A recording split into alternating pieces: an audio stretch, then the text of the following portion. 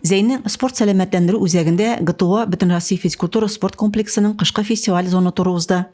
Анастасия Кашенкова спорт шөгыльләрен көтеп ала, хыялы чоңгышы булу, бу уңайдан аңа әти-әнисе һәр төрле булышлык итә. Миңа 7 яшь булганда, мин шулай бер көнне спорт каналларыннан чоңгы ярышын карадым. Моның белән миндә чоңгычы булу теләге туды, һәм мин чоңгыдан ныклап йөри башладым, ди Анастасия Кашенкова. ГТО буенча кышкы фестивальнең төбәк туры Зәй, Нурлат, Чирмешән, Сарман районнарыннан катнашучыларны җыйнады. Ярышларны ачу тантанасында спортчыларны чәк-чәк белән сыйлап, лаеклы җиңүләр теләделәр. Сезне кунакчыл Зәй җирендә күрүебезгә шатбыз. Күңелле һәм җиңел стартлар сезгә, ди Александр Чапков.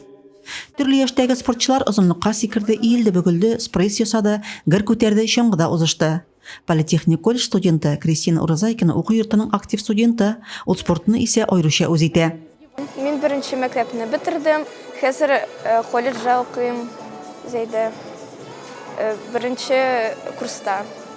Баскетбол, волейбол белән шөгыльләнәм. Баскетбол буенча Алабугага бардык, призер булдык.